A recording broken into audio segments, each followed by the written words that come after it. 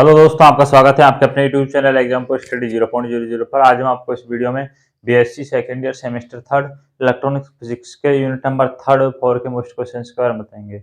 इससे पहले के लेक्चर में मैं आपको यूनिट नंबर फर्स्ट व सेकंड के क्वेश्चंस करा चुका हूँ। यूनिट फर्स्ट और सेकंड के यूनिट नंबर जो सेकंड के क्वेश्चन है वो थ्योरेटिकल है, उनकी पीडीएफ में टेलीग्राम चैनल पर डाल चुका हूँ, आप देख लेना। और इस वीडियो में देखना आप यूनिट नंबर थर्ड और फोर के क्वेश्चन।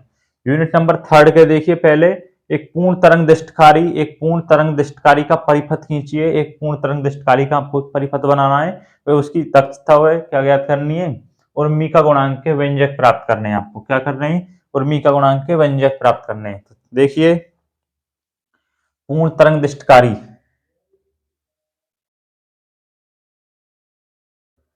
देखिए पूर्ण तरंग दृष्टकारी का चित्र देखिए आप पहले, परिपथ चित्र।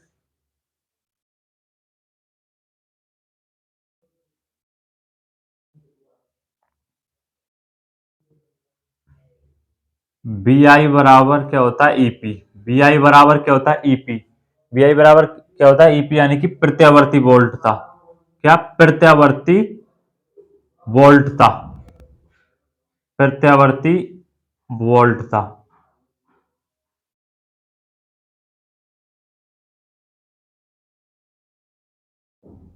ये पूर्ण तरंग दृष्टिकारी की प्राथमिक कुंडली है। कौन सी कुंडली है, प्राथमिक कुंडली है, प्राथमिक कुंडली है। देखिए द्वितीय कुंडली देखिए, ये पूर्ण तरंग दृष्टिकारी की द्वितीय कुंडली है, जिस पर दो डायोड लगे हुए हैं। एक डायोड है D1, एक डायोड है D2 डायोड।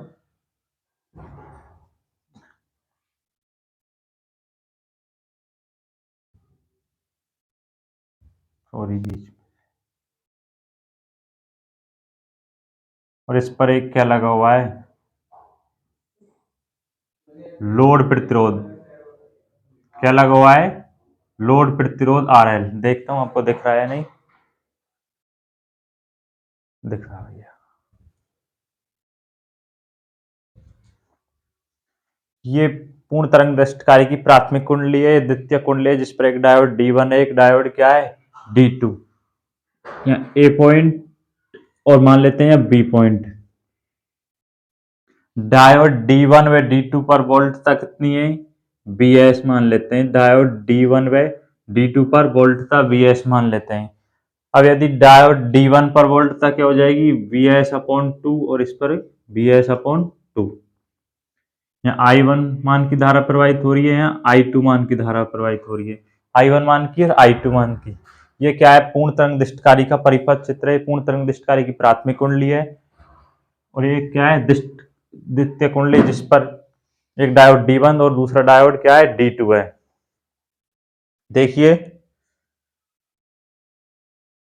प्रत्येक डायोड पर वोल्टता, देखिए प्रत्येक डायोड पर वोल्टता Bs डैश बराबर Bs/2। Bs डैश बराबर Bs/2। तो Bs बराबर क्या है, Bs इक्वल है Em साइन ओमेगा टी के। किसके, Em साइन ओमेगा टी। तो Em sine omega T/2। Bs dash बराबर Em साइन ओमेगा 2। यदि यदि डायोड का प्रतिरोध मान लीजिए, डायोड का प्रतिरोध, यदि डायोड का प्रतिरोध क्या है, Rf है, Rf है। डायोड का प्रतिरोध क्या है, Rf है। और द्वितीय कुंडली का प्रतिरोध क्या है, Rs है। क्या है, Rs है। और ये लोड प्रतिरोध क्या हो जाएगा, RL। तथा द्वितीय कुंडली का प्रतिरोध क्या है, Rs है। तो देखिए I1 मान की धारा देखिए, डायोड D1 में देखिए, डायोड D1 में देखिए Bs डैश अपॉन हो जाएगा Rs plus Rf plus RL। Bs B S dash upon R S plus R F plus R L. R S क्या है? द्वितीय कुंडली का प्रतिरोध। आर एफ क्या है? डायोड का प्रतिरोध। आर एल क्या है? लोड प्रतिरोध। आई वन बराबर देखिए वी एस डैश बराबर हम क्या लिख सकते हैं? E M sine omega T, E M sine omega T. R S plus R F किसके इक्वल होता है? आर के। किसके इक्वल? प्रतिरोध के। प्लस में आर एल आ जाएगा। क्या आ जाएगा? आर एल आ जाएगा। आई एम बराबर होता है E M upon R plus R L. R plus R L. I M बराबर क्या होता है? E M. ये सब आपने इससे पहले एक और है अर्ध तरंग दृष्टकारी, उसमें अच्छे से समझ आएगा आपके। आई एम बराबर E M upon R plus R L. I one बराबर आ जाएगा I M sine omega T. क्या आएगा? Sine omega T. ये जब आएगा जब zero greater than T greater than T by two, और यदि T by two greater than T greater than capital T हो तो आई वन बराबर आ जाएगा minus I M sine omega T. Sine omega T इसका एक ग्राफ बनेगा, उससे आपके समझ आएगा। ये क्या है? पूर्ण तरंग दृष्टिकारी का परिपथ चित्र है। आपसे क्वेश्चन में क्या पूछ रहा है? केवल चित्र पूछ रहा है, आप ये भी बता सकते हैं। और इसकी थ्योरेटिकल पार्ट और लिख देना। प्रत्यावर्ती वोल्ट था प्राथमिक कुंडली पर एक प्रत्यावर्ती वोल्ट वी आई बराबर है, और द्वितीय कुंडली पर दो डायोड D1 तथा D2 लगे हुए हैं। डायोड की वोल्टता क्या है? BS। इस तरह से आप थ्योरेटिकल लिख सकते हैं, जिस पर एक लोड प्रतिरोध लगा हुआ है। अब आपको क्या करना है? मेन वे है कि पूर्ण तरंग दृष्टिकारी की दक्षता व क्या निकालना है आपको? उर्मी का गुणांक निकालना है। क्या निकालना है? दक्षता व उर्मी का गुणांक। तो देखिए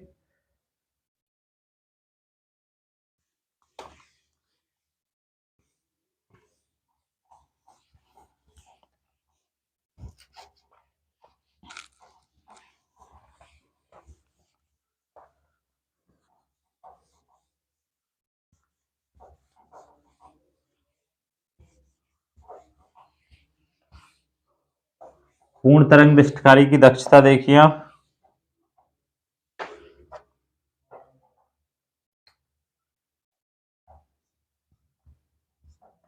पूर्ण तरंग दृष्टिकारी की दक्षता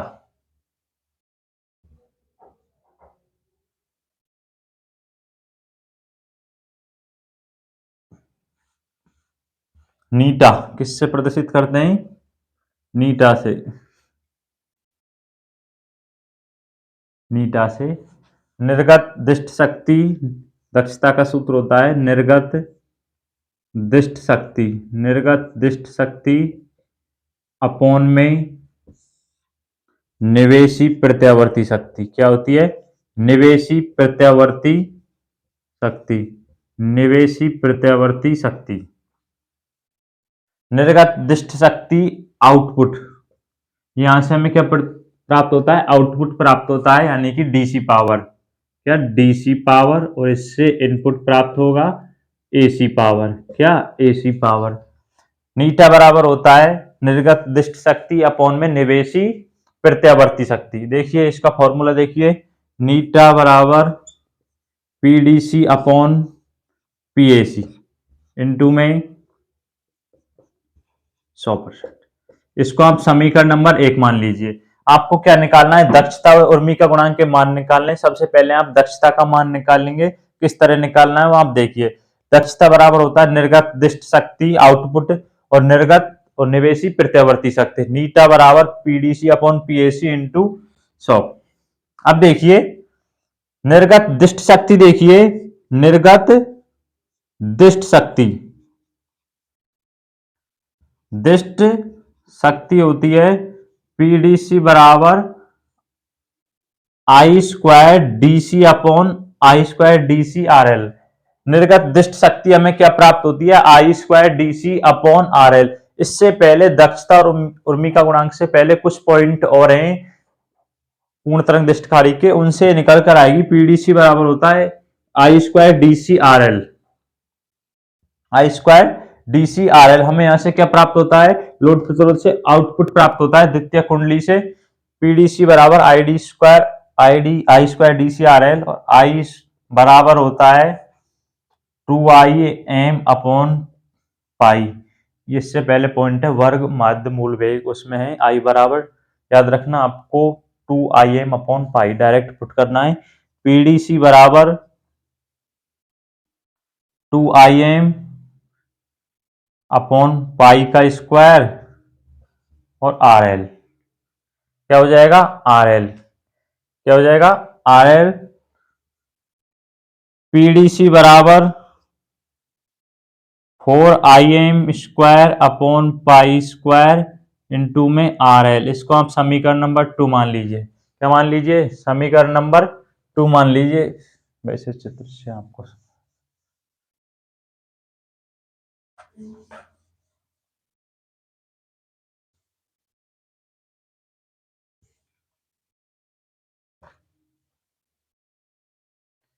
अब देखिए, निवेशी प्रत्यावर्ती शक्ति, निवेशी प्रत्यावर्ती शक्ति, निवेशी प्रत्यावर्ती शक्ति, निवेशी प्रत्यावर्ती शक्ति देखिए, निवेशी प्रत्यावर्ती शक्ति देखिए, पीएसी बराबर ये निकल कर आएगी I square R M S. P AC बराबर I square R M S, आप डायरेक्ट याद रखेंगे तो अच्छा रहेगा, आपके जल्दी हो जाएगा। पीएसी बराबर I square R M S R F R S plus R F plus में आर एल। आर एस क्या होता है, द्वितीय कुंडली का प्रतिरोध, आर एफ डायोड का प्रतिरोध, आर एल लोड प्रतिरोध। इसमें भी वही आर एम एस बराबर क्या होता है, आई एम अपॉन √2, याद रखना। आई आर एम एस बराबर होता है I am upon √2। PAC PAC बराबर आई एम स्क्वायर अपॉन में 2 आ जाएगा, क्या आ जाएगा 2√2। और are S plus R F को आर प्लस आर एल हो जाएगा, आर प्लस में आर एल हो जाएगा। इसको आप समीकरण नंबर 2 मान लीजिए भैया, समीकरण नंबर 2 मान लीजिए। अब देख सॉरी समीकरण नंबर 3। समीकरण नंबर 1 में देखिए, समीकरण 1 में 2 व 3 के मान रखने पर, समीकरण 1 में 2 व 3 के मान रखने पर नीटा बराबर 4im स्क्वायर अपॉन में पाई स्क्वायर इंटू में आर एल, इंटू में आर एल। फिर कीजिए गुणा में, समीकरण नंबर 3 का मान रखिए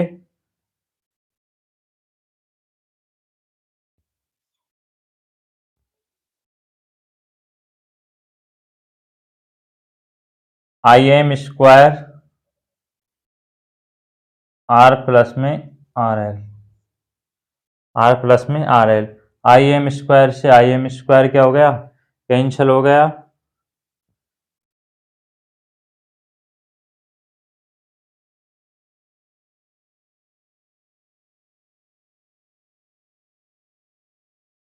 पीडीसी बराबर I square DC.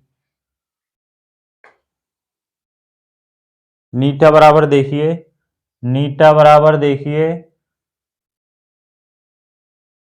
8 upon R L, 8 upon R L pi square, ये नीचे आएगा भैया आर प्लस में R L, pi square R plus में आर एल, आर प्लस में आर एल। स्क्रीनशॉट लेना।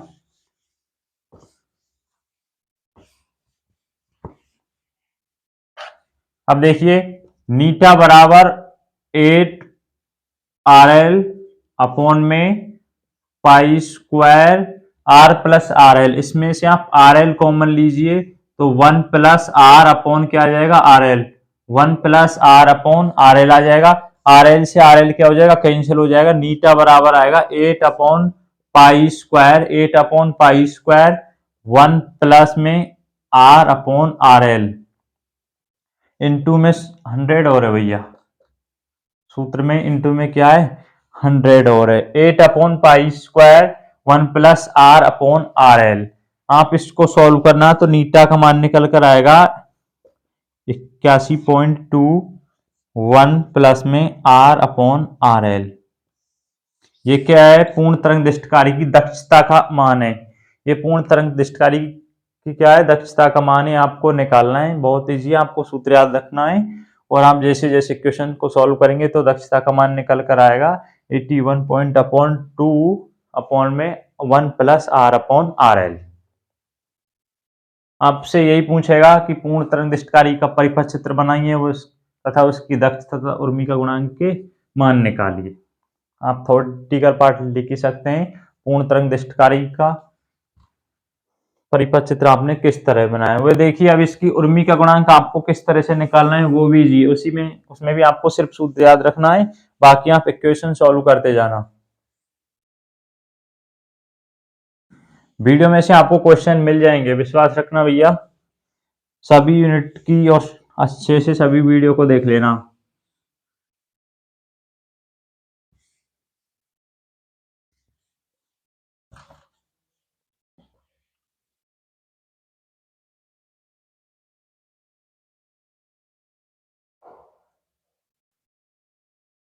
देखिए सेकंड, देखिए उर्मी का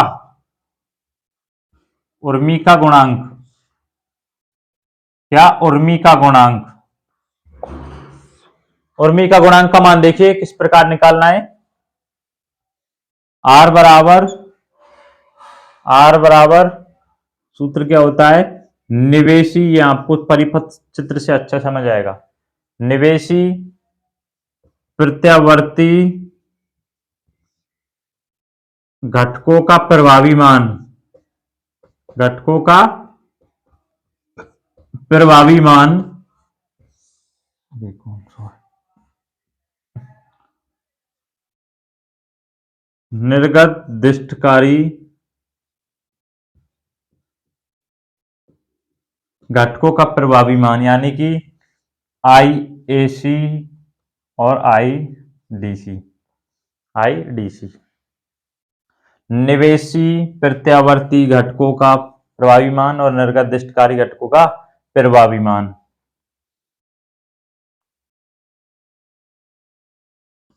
देखिए लोड में कुल शक्ति निकालनी है। जो लोड प्राप्त हुआ था लोड आर एल, लोड प्रतिरोध क्या है? R L. लोड में कुल शक्ति, लोड में कुल शक्ति किसके इक्वल होती है? दिष्ट घटक की शक्ति, दिष्ट घटक की शक्ति प्लस में प्रत्यावर्ती घटक की शक्ति, घटक की शक्ति। लोड में कुल शक्ति I square R M S बराबर I square D C R L plus में I square A C R L. R L क्या है? लोड प्रतिरोध। आई स्क्वायर डी सी और आई स्क्वायर ए सी। इसमें से आप देखिए I square R M S R L बराबर आर एल क्या आ जाएगा? कॉमन आ जाएगा, तो I square D C plus में I square A C. R L से आर एल क्या हो जाएगा? कैंसिल हो जाएगा। यहां से देखिए I square R M S equal I square D C plus में I square A C. I square A सी आपको किसका मान निकालना है? उर्मी का गुणांक निकालना है। तो आप देखिए इसको आई स्क्वायर ए सी बराबर में लिख सकते हैं I square R M S minus I square D C, minus I square D C. यहां से देखिए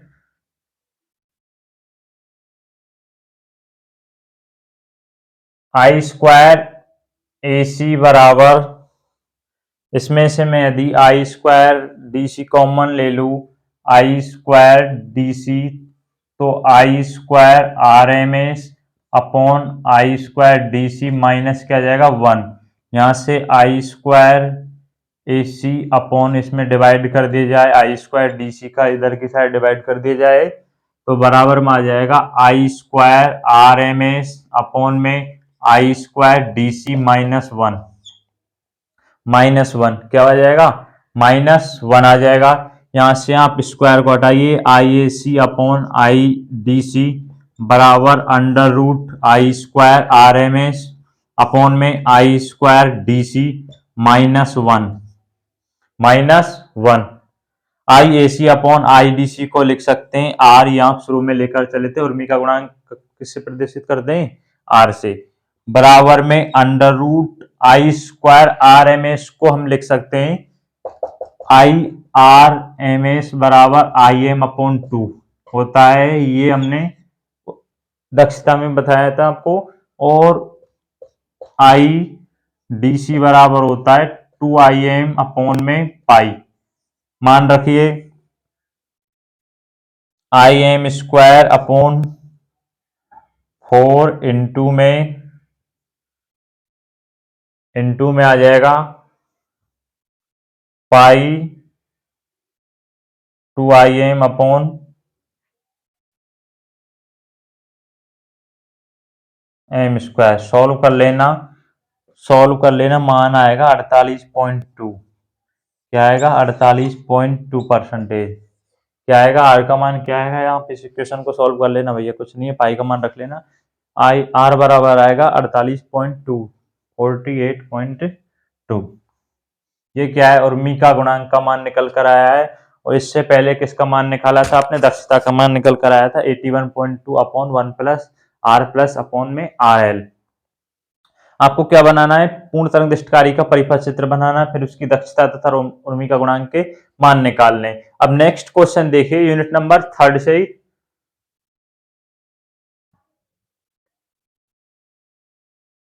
क्वेश्चन नंबर 2 देखिए यूनिट नंबर 3 से, ये वोल्ट का स्थायीकरण क्या है, आप सब चित्र देखकर समझाइए कि ये जेनर डायोड द्वारा कैसे प्राप्त किया जा सकता है। पूरा थ्योरेटिकल क्वेश्चन है भैया, इसमें थ्योरेटिकल पार्ट है, आपको इसका चित्र बनाना है, फिर ये जेनर डायोड द्वारा कैसे प्राप्त किया जा सकता है, पूरा थ्योरेटिकल है, उसको आपको समझाना है, अच्छे से आपको याद करना है। मतलब क्वेश्चन नंबर 3 व 4 यूनिट नंबर 4 से हैं। आप सोच रहे होंगे कि यूनिट नंबर 3 से सिर्फ 2 ही क्वेश्चन, यूनिट नंबर 3 में कुछ नहीं है, सिर्फ 3 ही टॉपिक है, एक जेनर डायोड, एक पूर्ण तरंग दैर्ध्य, एक अर्ध तरंग दैर्ध्य। अब अर्ध तरंग दैर्ध्य देख लेना, वैसे पूर्ण तरंग दैर्ध्य आपको मिल जाएगा और एक जेनर डायोड का ये क्वेश्चन आ जाएगा। मैं इसका आंसर आपको पीडीएफ के द्वारा डाल दूंगा टेलीग्राम चैनल पर, जो कि यूट्यूब चैनल के नाम से ही है। जो यूट्यूब चैनल का नाम है वही टेलीग्राम चैनल का नाम है, आप सर्च कर लेना, वहां आ जाएगा। नहीं तो आपको यूट्यूब चैनल के डिस्क्रिप्शन में जाकर देख लेना, वहां से आपको लिंक मिल जाएगी। क्योंकि यूनिट नंबर 3 में 3 टॉपिक है, एक जेनर डायोड है और एक पूर्ण तरंग दैर्ध्य, एक अर्ध तरंग दैर्ध्य। इसी तरह मैंने आपको लेक्चर फर्स्ट में यूनिट नंबर 1 और 2 के क्वेश्चन बताए थे, उनमें भी कुछ नहीं है, फिक्स क्वेश्चन है, 6 क्वेश्चन उसमें बताए थे, 4 क्वेश्चन इसमें, 10 क्वेश्चन है, इनमें से आपको क्वेश्चन अवश्य मिल जाएंगे, विश्वास रखना। और आप बुक में चेक भी कर लेना, यही टॉपिक है और कोई टॉपिक है भी नहीं। क्वेश्चन नंबर 3 है, ट्रांजिस्टर प्रवर्धक में बायसिंग की आवश्यकता को समझाइए तथा विभिन्न स्थायित्व गुणांकों की परिभाषा दीजिए। ओबेनिस्ट उत्सर्जक प्रवर्धक का परिपथ चतुर प्रतिरोध बायस जाल के साथ कीजिए। ये भी पूरा थ्योरेटिकल सा है, कुछ कैलकुलेशन है नहीं, आपको चित्र बनाना है और थ्योरेटिकल पार्ट लिखना है। और पीएनपी ट्रांजिस्टर के ओबेनिस्ट आधार संबंध के लिए सिद्ध कीजिए कि निवेशी और निर्गत वोल्टता एक ही कला में होती है। इसमें भी आपको थ्योरेटिकल के द्वारा समझाना है।